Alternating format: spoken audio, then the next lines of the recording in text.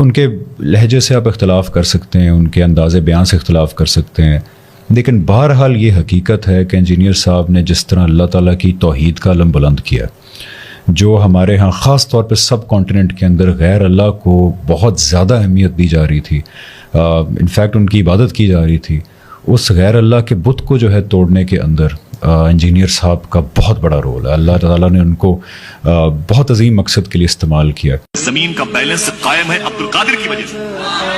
زمین میں یہ جانوروں کے تھنوں میں جو دودھ ہوتے ہیں یہ عبدالقادر کی وجہ سے ہوتے ہیں، فرمایا غوث اعظم سرکار۔ زمین پر جو بچے شفا پاتے ہیں یہ عبدالقادر کی وجہ سے، فرماتے ہیں غوث پاک۔ بتا دو دنیا والوں سے جس کو خدا کہیں یاد نہ آئے عبدالقادر کے جلسے میں آ جائے، فرماتے ہیں غوث پاک جس نے نہ دیکھا مدینے والے کو عبدالقادر کو دیکھ لے، فرماتے ہیں حضور غوث اعظم سرکار جس کو تمنا ہو کعبہ دیکھنے کی عبدالقادر کا روضہ دیکھ لے، دربار دیکھ لے۔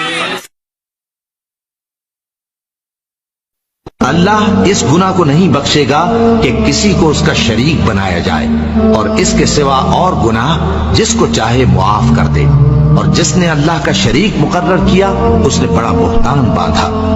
نبئ عبادی انی انا الغفور الرحیم وان عذابی هو العذاب الالیم۔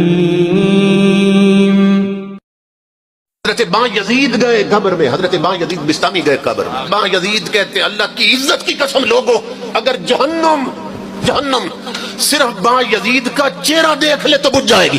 جب قبر میں گئے فرشتے آ گئے، ہاں جی من ربک، بتائیے آپ کا رب کون؟ نہ سلام نہ دعا، آئے اور تم نے گفتگو شروع کر دی رب کون ہے؟ تو کہہ رہے نہ سلام نہ دعا، آئے اور تیرا رب کون ہے؟